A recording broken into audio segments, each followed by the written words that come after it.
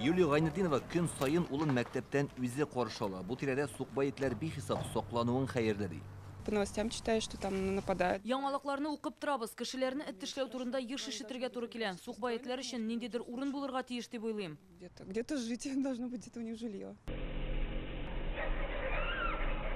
Менә аяныч хәлләрнең мисаллары. Быелның гыйнварында булган социаль челтәрдәге видеодан күренгәнчә, Казанның Фучик урамында мәктәп укучысына этләр ире ташлана. Кышын Ярчалда да сукбай эт урамда баланы талаган иде.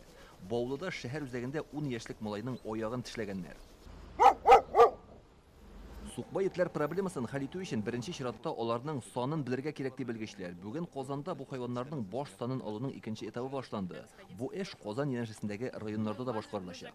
Питрящ, Биектау, Зеленый Дол, Лаеш районнары белән мин руководительләр белән сөйләштем. Алар үзендә тоже кешеләрне табып, безгә бирделәр аларны, ответственный булдырып. Без хәзер барабыз, этләрне карыйбыз. Башкалада сукбай итләрне Казанның ветеринария академиясе студентлары барлый. Бүген алар эшне Яңа Савин районыннан башлады. Ошейника нет. Алина Билалова Башкортстаннан беренче курста укый. Без йөрибез өйләр кырында и этләрне эзләп. Менә берәү, икәү, өчәү, дүртәү. Хәзерге вакытта без Адаратский урамындагы кибет янында.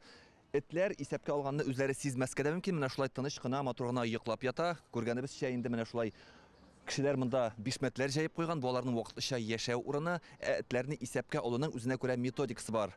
Аны санаучылар якын килмәскә һәм фотога төшереп алырга тиеш. Ә инде кич белән эш тәмамланганнан соң һәрберсе әлеге фотоларын чагыштырып карый. Бер эт ике тапкыр исәпләнмәсен өчен. Сукбай итләрне Казанда 25 студент саный. Бу катлаулы куркыныч гамәл дип белгечләр. Этләр бу егет кызларга да ташланырга мөмкин. Алар кинология профиле буенча укыйлар. Алар этләр белән эшли беләләр. Кая базарлар күп. Частный сектор. Йөриләр инде. Этләр санын алуның беренче этабы 2021 елның көзендә узган иде. Ул чакта Казанда 4900 хуҗасыз эт булуы ачыкланган. Шуларның 4360-ын тотып приютка алып киткәннәр. Стерильләштереп вакцина ясап 3413-ын кире үз урыннарына кайтарганнар. Акча җитмәгәнгә күрә 500дән артык урам эте тотылмый калган. Нәкъ менә шулар үрчергә мөмкин.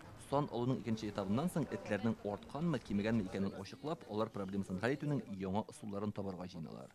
Илдар Сафиуллин, Игорь Романов, Яңа Гасыр каналы.